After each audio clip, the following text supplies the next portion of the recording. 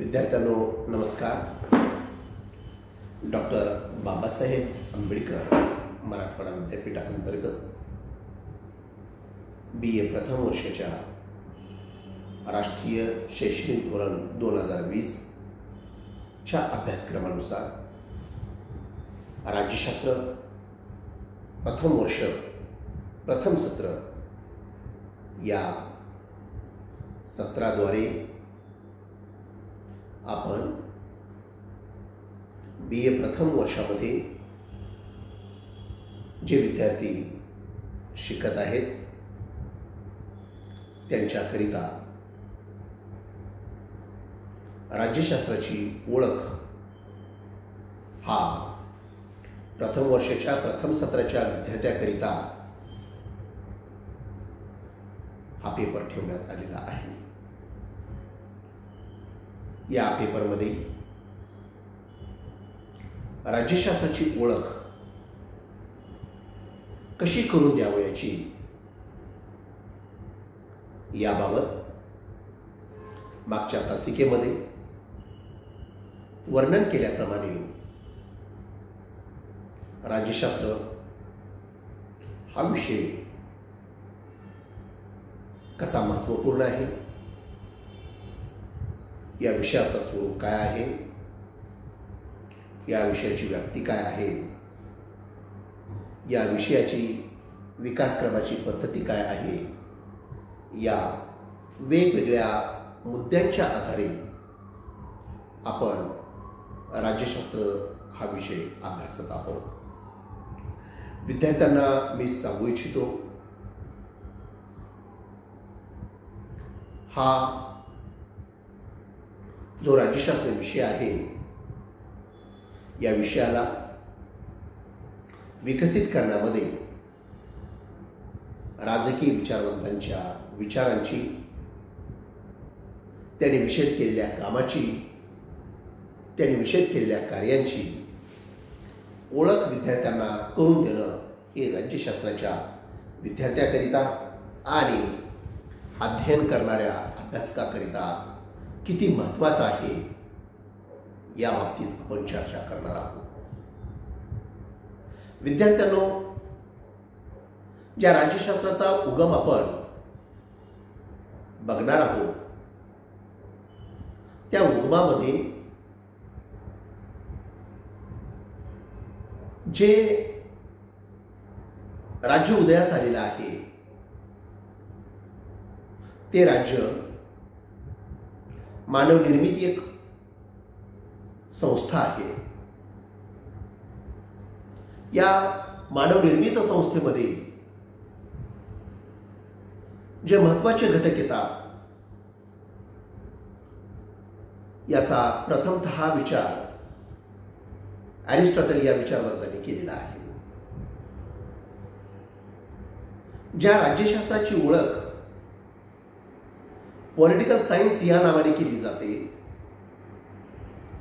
तो political science हा इंग्रजी शब्द कोणत्या भाषेतून आला विद्यार्थ्यांनो, हे तुम्हाला माहिती आहे का?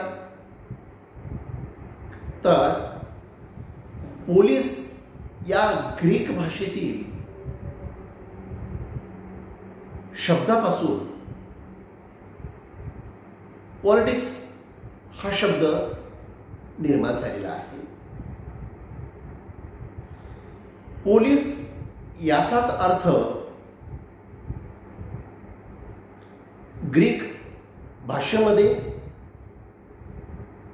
पोलीस या शब्दालाच नगर राज्य असे म्हणतात. जी छोटी छोटी नगर राज्य होती त्या नगरराज्यांचं अध्ययन करण्यासाठी पॉलिटिक्स हा शब्द अनेक राजकीय अभ्यासकांनी वापरलेला आहे. आज अनेक जण म्हणतात politics, political science, polity science असे वेगवेगळे नावं, पॉलिटिकल सिस्टम अशी वेगवेगळी नावं आज राजकीय अभ्यासक घेत असताना दिसून येतात. परंतु ज्या पॉलिटिक्स या शब्दाची निर्मिती आपण बघतो, त्या निर्मितीमध्ये स्पष्ट गोष्ट जाणवते ती ही की ज्या पद्धतीने नगर राज्य निर्माण झालेली आहे, त्या नगर राज्यांचा जेव्हा आपण बारकाईने विचार करू तेव्हा एक गोष्ट जाणवते, हे नगरराज्य निर्माण का झाले?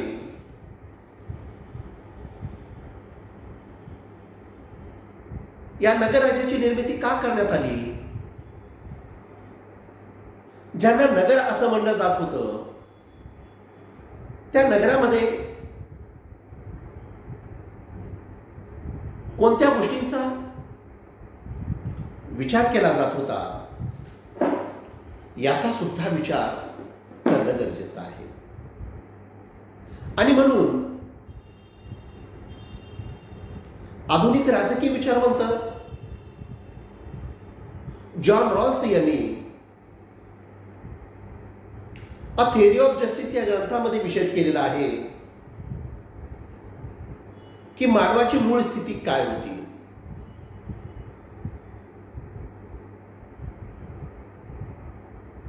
या मूळ स्थितीमध्ये मनुष्य कशा प्रकारचं जीवन जगत होता. ज्याप्रमाणे जॉन रॉल्स हे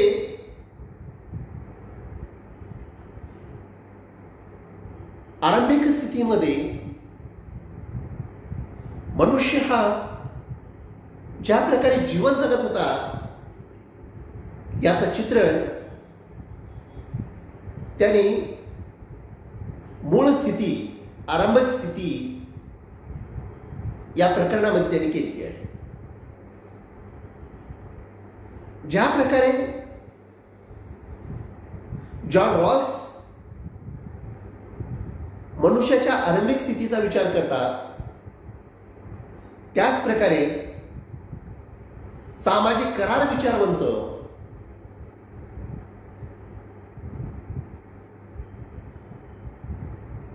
जीन जॅक रूसो ह्या मनुष्याच्या निर्मितीचा इतिहास ते विशद करतात. जसा रॉल्स विचार विशद करतो तसा रूसो पण करतो. जसा रूसो करतो त्याच प्रकारे हॉब्स, लॉक आणि बेंथम सुद्धा या मानवाच्या निर्मितीबाबत विचार करतात. ज्याप्रमाणे हे विचारवंत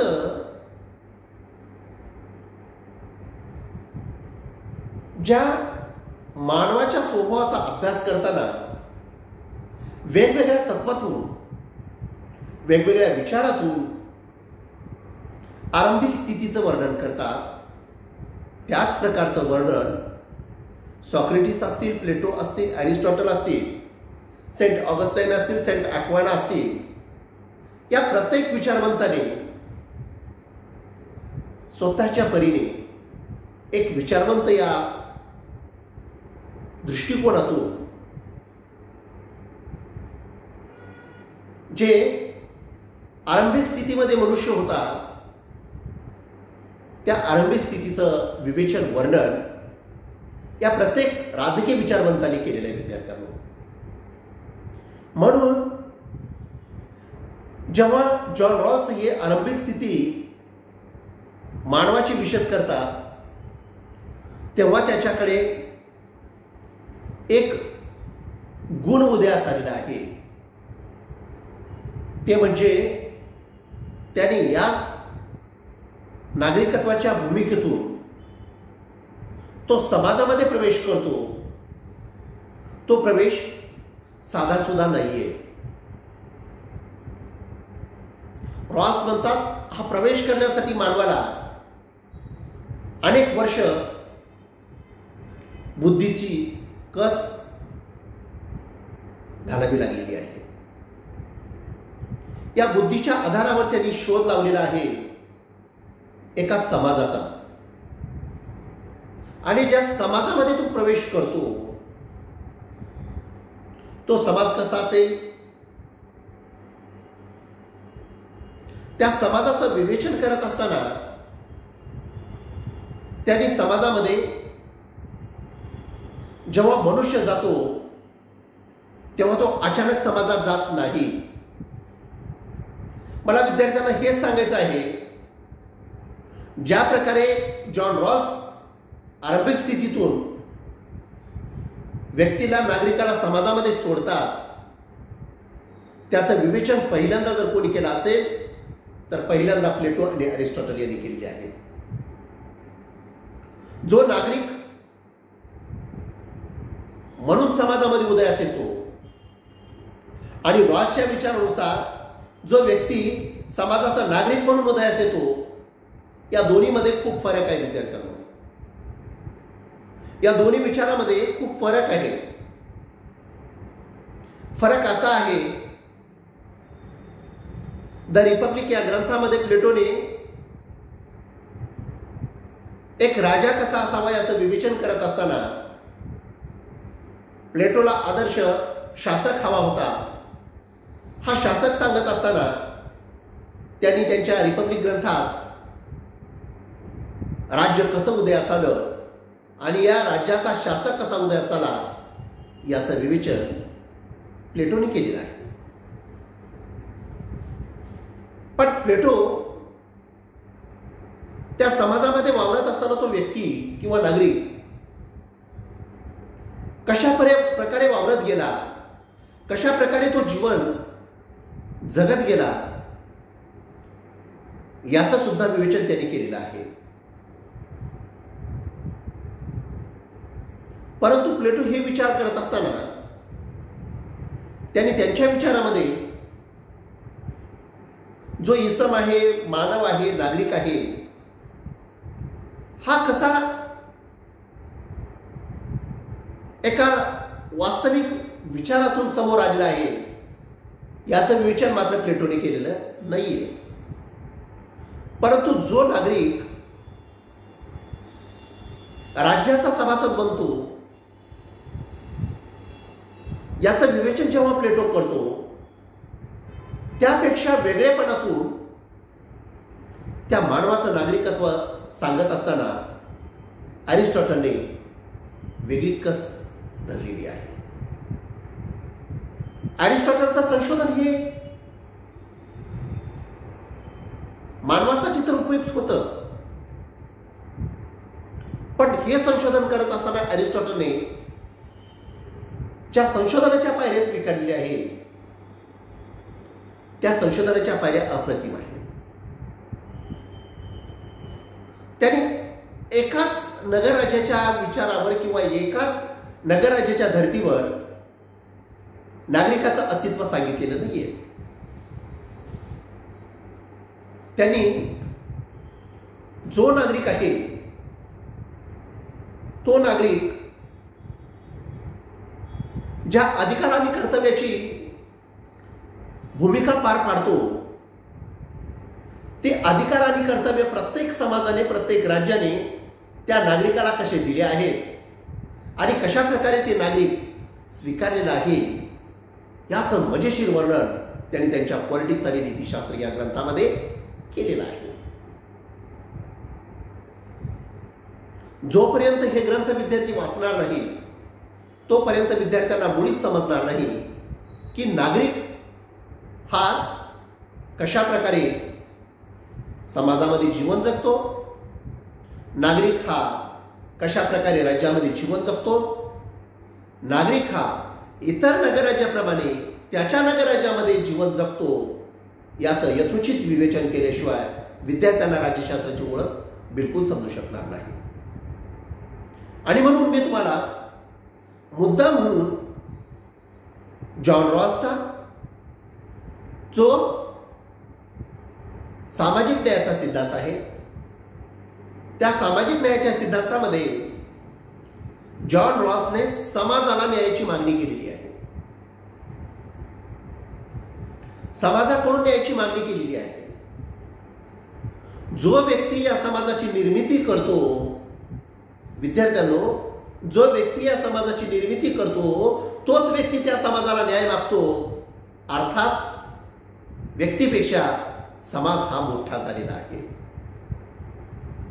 ज्या समाजामध्ये व्यक्ती समुदाय वावरतो तो समुदाय व्यक्तीच्या अधिकार आणि कर्तव्यावर गदा आणत आहे आणि ही गदा सोडविण्यासाठी प्रत्येक विचारवंत आपापल्या परीने प्रयत्न केलेला आहे.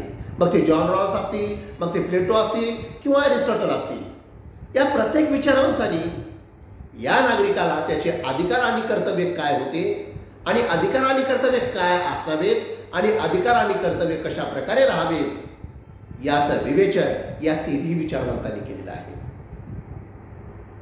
म्हणून राजकीय अध्ययनामध्ये, राज्यशास्त्राच्या अध्ययनामध्ये ज्या राज्यशास्त्राची ओळख आपण बघतो त्या ओळखीमध्ये हा भाग अत्यंत महत्त्वाचा समजला जातो. धन्यवाद विद्यार्थ्यांनो.